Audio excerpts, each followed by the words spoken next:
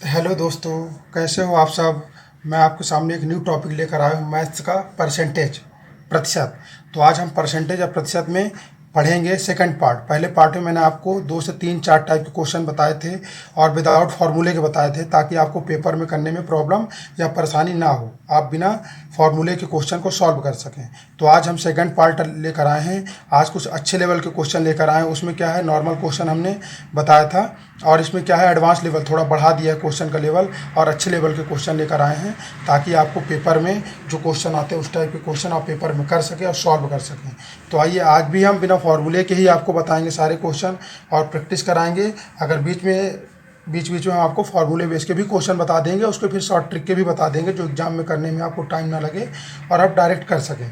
तो आइए देख लेते हैं। तो पहला क्वेश्चन, हम पहले क्वेश्चन की ओर बढ़ते हैं। तो पहला क्वेश्चन हमारा क्या कहता है कि ए का वेतन 10% बढ़ाया गया, फिर 10% घटाया गया, तो वेतन में कितने प्रतिशत का लाभ या हानि हुआ। क्या है, एक व्यक्ति है ये कोई, तो उसमें उसके वेतन में पहले 10% बढ़ाया गया, फिर 10% क्या कर दिया गया, डिक्रीज यानी घटाया गया, तो कितने परसेंट का उसको प्रॉफिट या लॉस हुआ, ये बताना है। तो हम क्या करते हैं कि पहले इस क्वेश्चन को फॉर्मूले से देख लेते हैं, फिर आपको शॉर्ट ट्रिक बता देंगे, एक आध फॉर्मूले बता देते हैं आपको। तो फॉर्मूले का प्रयोग करेंगे इसमें। तो फॉर्मूला ये कहता है, इसका एक्सप्लेन करते हैं। तो फार्मूला ये कहता है कि एक्स एक्स हो गया, और माइनस क्या हो गया, वाई हो गया, फिर माइनस क्या हो जाएगा, एक्स वाई अपॉन में 100 हो जाएगा। ये फार्मूला याद रखिएगा। तो पहले इस फार्मूले में हम, ये फार्मूला कहलाता है, इस फार्मूले हम वैल्यू को रख देते हैं। तो 10% बढ़ाया गया, तो 10% बढ़ाया गया तो +10 कर देंगे, 10 कर देंगे, और फिर बोलते 10% घटाया गया तो -10 कर देंगे। फिर यहाँ पे माइनस है, एक्स वाई की वैल्यू कितनी हो गई, 10 × 10 हो गई, अपॉन में 100 हो गई, क्योंकि 100 से कोई परसेंटेज लगा तो अपॉन में 100 तो आएगा ही। ठीक है, ये 100 लेके चलेंगे। तो हम क्या करेंगे कि +10 है तो +10 हो जाएगा, और ये -10 हो जाएगा, ये माइनस कितना हो जाएगा, 100 अपॉन में 100 हो जाएगा, इंटू हो जाएगा दोनों का। तो ये वैल्यू डिवाइड हो जाएगी, जब डिवाइड हो जाए तो यहाँ 1 बचेगा, तो ये वैल्यू प्लस की और ये वैल्यू माइनस की दोनों कट जाएगी। जब ये दोनों कट जाएगी तो माइनस का 1 बचेगा। तो हमारे पास हमारी वैल्यू क्या थी, 100% थी, 100% थी। ठीक है, जब हमारी वैल्यू 100% थी, 100% हमारी वैल्यू थी, तो हमको लॉस कितने परसेंट का हुआ, तो -1% का हमको क्या हो गया, लॉस हो गया, मतलब 1% की हमको हानि हो गई। हमारा 1 बचा तो 1% की हमको हानि हो गई। आप बिना फार्मूले से भी इसको कर सकते हैं। बिना फार्मूले से कैसे कर सकते हैं, बिना फार्मूले से क्या कहता है कि पहले 10% बढ़ाया गया, तो 100% हमारी वैल्यू होती है, तो 110 कर लिए। फिर बोला 10% घटाया गया, तो 100 में 10 घटा देंगे तो 90 आ जाएगा, माइनस कर देंगे। जब माइनस कर देंगे तो 110 × 90 अपॉन 100 हो जाएगा। तो ये 100 जो वैल्यू हो गई, ये 0 से ये 0, ये 0 से ये 0, तो 11 का 9 में इंटू कराएंगे तो 11×99 कितना आ जाएगा, 99 आ जाएगा। और हमारी वैल्यू कितनी, 100% हमने माना था, तो 100 में से 99 माइनस कर देंगे तो 1% में क्या हो जाएगा, 1% की हमें हानि हो गई। क्या हो गई, 1% की हानि हो गई। तो ये शॉर्ट ट्रिक हो गया। पहले 10% बढ़ाएगा तो 110 कर देंगे, फिर 10 घटाएगा तो इंटू 90 कर देंगे, अपॉन में 100 कर देंगे, डिवाइड कर देंगे, तो ये आ जाएगा, जैसे हमको 1% आया माइनस में, तो 100 में से 99 हमने माइनस किया तो 1% की हमको हानि हुई। चलिए अब दूसरे क्वेश्चन की ओर चलते हैं। नेक्स्ट क्वेश्चन हमारा क्या कहता है, अगला क्वेश्चन हमारा क्या कहता है कि यदि यदि किसी पुस्तक के मूल्य में पहले 25% की कमी कर दी जाए और फिर 20% की वृद्धि कर दी जाए, तो मूल्य में परिवर्तन क्या होगा। तो हम शॉर्ट ट्रिक से इसको कर लेते हैं। पहले 25% की कमी कर दी जाए, तो 100% हमारा होता है कोई वैल्यू, 100% में 25 माइनस कर देंगे। जब 25% माइनस कर देंगे तो हमारी वैल्यू कितनी आ जाएगी, 75% हो जाएगी। कितनी परसेंट, 75। तो 25% की कमी कर दी तो 75 इंटू, फिर बोलता कमी कर दी और फिर 20% की वृद्धि कर दी, तो 100 में 20 वृद्धि कर देंगे, कितना हो जाएगा, 120 हो जाएगा, अपॉन में 100 हो जाएगा। तो पहले 25% की कमी कर दी गई, फिर 20% की वृद्धि कर दी जाए, तो मूल्य में क्या परिवर्तन होगा। तो मूल्य में क्या परिवर्तन होगा, तो इस वैल्यू को हम डिवाइड कर लेते हैं। तो 25 से डिवाइड करते हैं, 25 3 75, 25 चौको 100 हो जाएगा। 4 से इसको डिवाइड कर दिए, 4 3 12 होगा, 30, 30 3 90, क्या आ गया, 30 3 90 आ गया। तो पहले हमको 25% की क्या कमी हुई, फिर 20% की वृद्धि हुई, तो हमको 30 90% हमारी वैल्यू आ गई। मतलब 100 से कम है, किससे, 100 से कम है, कितनी कम है, 90 कम है, तो माइनस करने के बाद कितनी आ गई, 10% आ गई।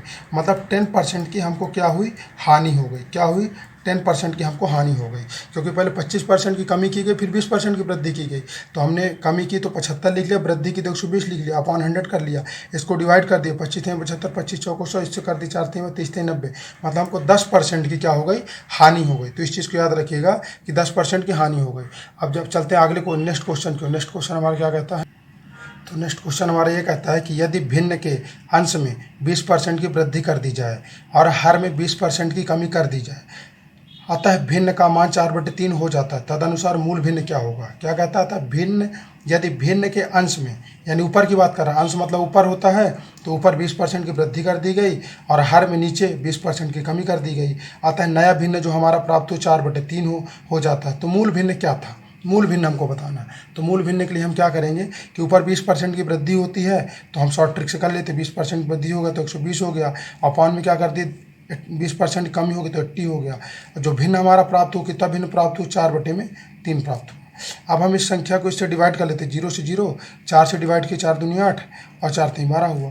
इसमें हम त्रिया गुणा करा देते हैं, सॉरी 4/3 है, तो कितना हो जाएगा ये, तो 3 3 जा कितना हो जाएगा 9 हो जाएगा, और ये कितना होगा 4 2 जा 8 हो जाएगा। तो हमारी जो नया भिन्न क्या हो जाएगा, नया भिन्न हमारा 9:8 हो जाएगा।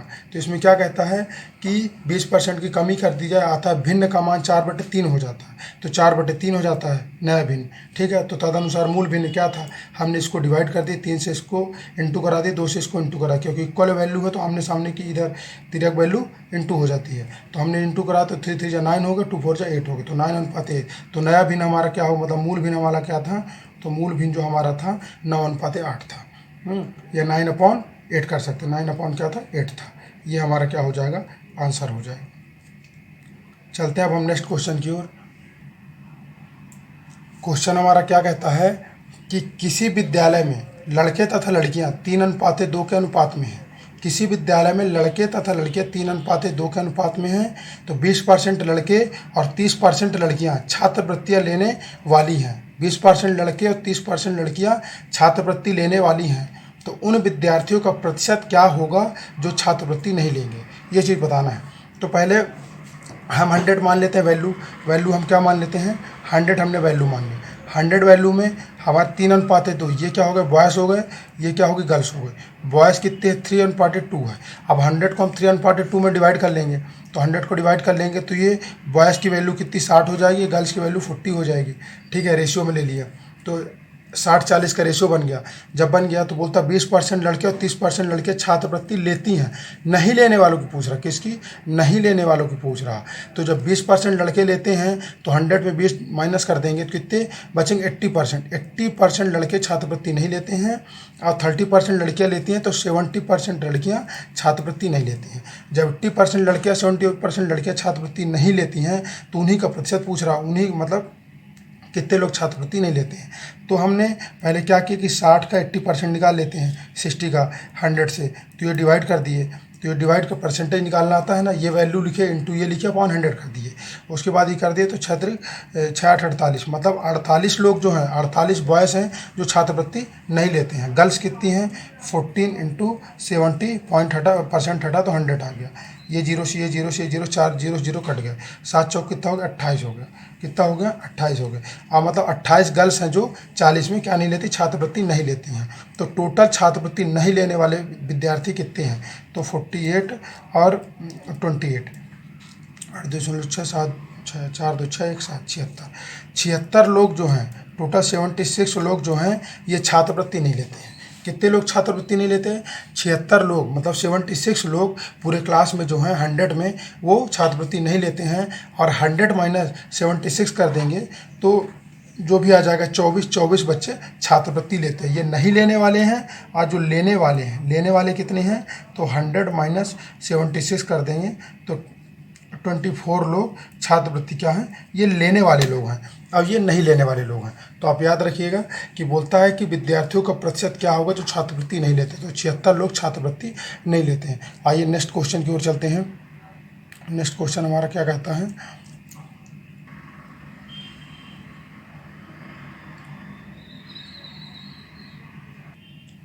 क्वेश्चन हमारा क्या कहता है कि किसी स्कूल में लड़कों की संख्या और लड़कियों की संख्या का अनुपात 4:1 है।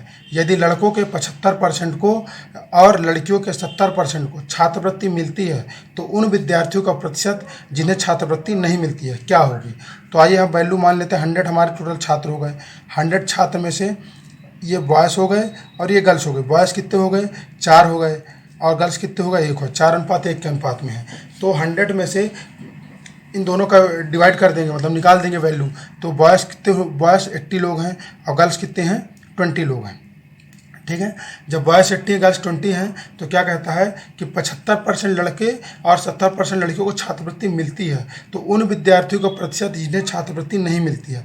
तो नहीं मिलने वालों की संख्या कितनी है, तो नहीं मिलने वाली जब 70% को मिलती है तो 30 को नहीं मिलती है, 30 बॉयज़ को, और 75% बॉयज़ को मिलती है, और तो कितने को नहीं मिलती, 25% बॉयज़ को नहीं मिलती है। कितने परसेंट, 25% बॉयज़ को नहीं मिलती है। जब 25% बॉयज़ को नहीं मिलती, गर्ल्स को 70% को मिलती है, तो 30% को नहीं मिलती है। ये नहीं मिलने वालों की संख्या है।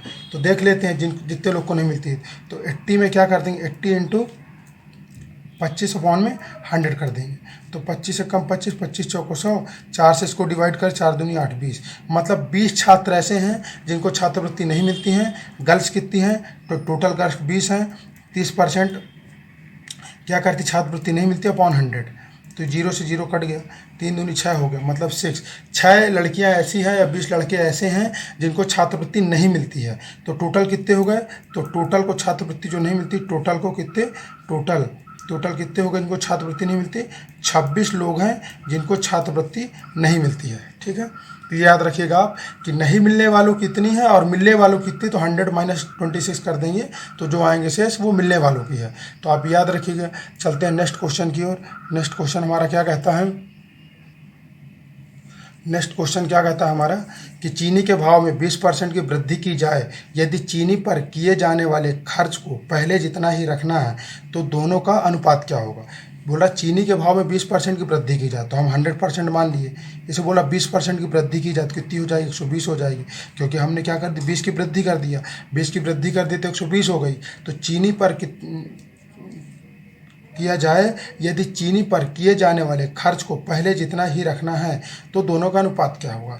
तो हमने जब 20% की वृद्धि की और पहले जितना ही रखना है, तो हमने कितना हमको कम करना पड़ेगा, 20 हमको कम करना पड़ेगा। तो हम कितने में कम करें, 120 में कम कर रहे हैं। कितना कम करें, 20 कम कर रहे हैं, अपॉन में 120 हो जाएगा। तो बोला कि दोनों का अनुपात क्या होगा, तो हमको पहले जितना ही रखना। 20 हमने कम किया, पहले हमने 120 बढ़ाया था तो 120 हो गया, तो फिर 120 में 20 कम किया तो 100 हो गया। तो हमको 20 कम करना है। ये 0 से 0 डिवाइड हो जाएगा, ये 2 से 6 हो जाएगा, तो 1/6 हो जाएगा। मतलब हमारा जो रेशियो अनुपात हो, 1/6 हो जाएगा। तो क्या कहलाता है कि दोनों का अनुपात क्या होगा। तो चीनी के भाव में 20% की वृद्धि की जाए, यदि चीनी पर किए जाने वाले खर्च को पहले जितना ही रखना है तो दोनों का अनुपात क्या होगा। तो 1:6 हो जाएगा। दोनों का अनुपात क्या हो जाएगा, क्वेश्चन हमारा क्या कहता है कि दो संख्याओं का अंतर उनके योग का 15% है, तो बड़ी संख्या का छोटी संख्या से अनुपात क्या होगा। दो संख्याओं का अंतर, हमने एक संख्या x मान ली और दूसरी संख्या y मान ली। ठीक है, तो बोला दो संख्याओं का अंतर, तो पहली संख्या ये हमने क्या किया, माना। ठीक है, एक संख्या हमने x मान ली, दूसरी संख्या को y मान ली। तो दो संख्याओं का अंतर, तो x - y का अंतर, उनके योग का कितने, 15% है। तो उनका योग इक्वल कर लिए, इनका योग कर लिया, x + y का योग हो गया। इनका 15% है, का मतलब इंटू होता है, का 15% है, परसेंट हटाए तो अपॉन 100 हो गया। ये यहीं पे चाहे वैल्यू को कट कर लेते हैं, चाहे 100 को उधर ले जाते हैं। तो 100 को उधर ले गया तो क्या हो जाएगा, ये हो जाएगा x - y इंटू 100 हो जाएगा, इक्वल में x + y इंटू 15 हो जाएगा। इन दोनों को डिवाइड कर लेते हैं तो ये 20 हो जाएगा और ये 3 हो जाएगा। 5 से डिवाइड कर देंगे तो ये कितना हो जाएगा, 20x हो जाएगा और ये 20y हो जाएगा। और ये क्या हो जाएगा, 3x प्लस क्या हो जाएगा, 3y हो जाएगा। अब इन दोनों वैल्यू को माइनस कर लेंगे तो 20x - 20y और 3x - 3y, तो ये क्या होगा, ये वैल्यू इधर चल जाएगी, एक्स वाली चल जाएगी, कितना हो जाएगी इधर प्लस में तो इधर माइनस में हो जाएगी। तो 17x हो जाएगा, इक्वल में ये इधर माइनस है तो उधर प्लस में हो जाएगी, जुड़ जाएगी। तो 20 और 3 23 हो जाएगा, तो 23y हो जाएगा। तो 17x = 23 क्या हो जाएगा, y हो जाएगा। तो ये x है, x अपॉन ये वैल्यू y इधर आ जाएगी और ये 23 है, अपॉन में ये 17 वाली वैल्यू इधर आ जाएगी। तो क्या कहता है कि छोटी संख्या से बड़ी संख्या का अनुपात क्या हो जाएगा, तो 23 अनुपात कितना हो जाएगा, 17 हो जाएगा।